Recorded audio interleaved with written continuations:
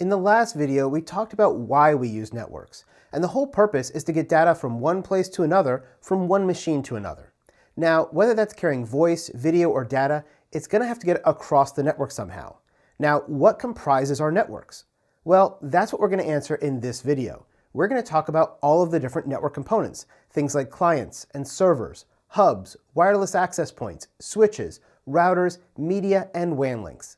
Now, some of those terms probably look familiar and others may not. So we're going to go through each one of them individually in this lesson. The first one we have is clients. And these are the devices that our end user is going to access the network with. This can be something like a workstation, a laptop, a tablet, a smartphone, a smart TV, a server, or any other terminal device. Even your Wi-Fi enabled thermostat like a Nest, this is considered a client. This can be any device that connects to the network. And we're going to use this big bucket term called client to describe all of them. The next component we have is what's known as a server. Now, a server is something that provides resources to the rest of your network. Now, if you're at work, you're probably familiar with an email server or a file server, right? And there's different servers that provide different functions. You may have a web server or an email server or a file server or a chat server or a print server and all sorts of other different kinds of servers. These can be dedicated hardware, or they can be a specialized type of software that the device uses, and that takes it and allows it to act like a server for us. We'll talk more about these as we go through the different models, whether it's going to be a client-server model or a peer-to-peer model. But for right now, I just want you to be familiar with the term server. The next component we're going to discuss is called a hub. Now, a hub is a piece of old technology that we really don't use in our networks anymore, but we're still going to cover it because the exam covers it. When I was growing up in the industry, we used hubs everywhere. Hubs were an easy way for us to connect network devices, such as clients and servers, and put them together. They could be interconnected to provide even more ports if I needed to, by plugging one port of one hub into another port of another hub, and this would create a daisy chain effect. The problem is that this could lead to increased network errors. Basically, when you have a hub, information comes in one port of the hub and then gets spit out all of the other ports. So if you have a 4-port hub, one person is talking and it rebroadcasts it out to the other 3 people. This isn't a big deal when you have a 4-port hub, but if you have a 48-port hub, now when one person is talking, the other 47 people have to listen to it too. We're going to cover hubs a lot more in depth later on because they're the backbone of networking, and switches that we're going to talk about and use in our networks today are actually a second-generation version of hubs that combine hubs with another device called a bridge. Now, the next component we're going to talk about is a wireless access point. Wireless access points are devices that allow wireless devices to connect into your wired network. So if you're using your laptop or your smartphone right now and you're connecting over Wi-Fi, you're actually connecting into a wireless access point. These are commonly used in homes, small businesses, colleges, and even large enterprise networks. Effectively, a wireless access point is a wireless hub. Whatever is broadcast out one way goes out the other way as well.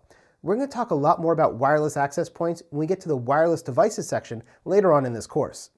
The next component we have is called a switch. Now, a switch is a smarter version of a hub. It connects network devices such as clients and servers together just like a hub did, but there's a big difference here. Switches can learn which devices are on which ports. So instead of taking it in one port and pushing out the other ports 2, 3, and 4, as we did with a 4-port hub, a switch will take it in on port 1 and then send it out only to port 2, 3, or 4, whichever one it's trying to talk to. And so I like to think about this, instead of us being in a room and broadcasting our message to everyone in the class, I take the single person I want to talk to, put them into a closet with me, and then we talk over there. That way we're not disturbing everybody else. Now, this is the big benefit of a switch, and we're going to talk a lot more about switches later on when we get into the Ethernet fundamentals section. Switches are only going to forward traffic received from one port to the destination port, and so we call these smart hubs essentially, right? Because they act like hubs, but they're a lot smarter. But instead, we're going to actually call them switches because that's the right term. These are going to be providing you with more security and more efficient use of bandwidth than a hub did, and this is going to give us a lot better use inside of our networks. The next device we have to cover is called a router. Now, a router is used to connect 2 different networks together. They're going to intelligently make forwarding decisions from one network to the next based on its logical address, which we refer to as an IP address, or Internet Protocol address.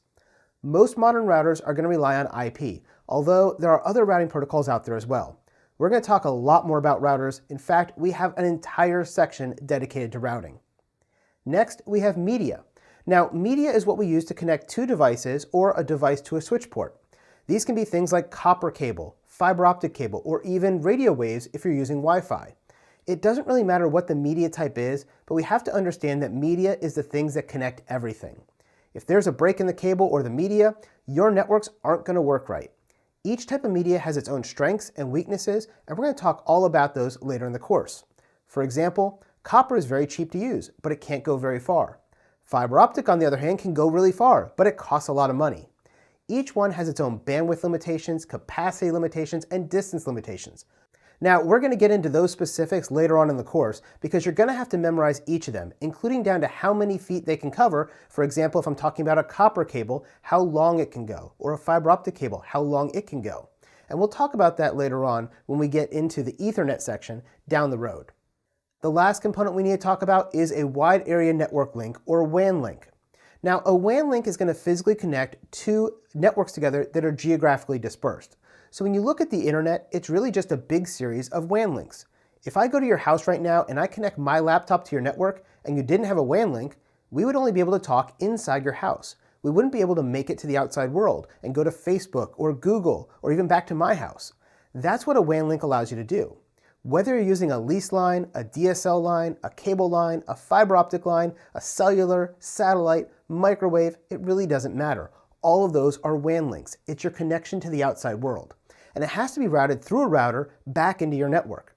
This is going to connect your internal network to the external networks. And when we do this, like we take your small office, your home office, and we connect it to the internet, that's exactly what we're doing.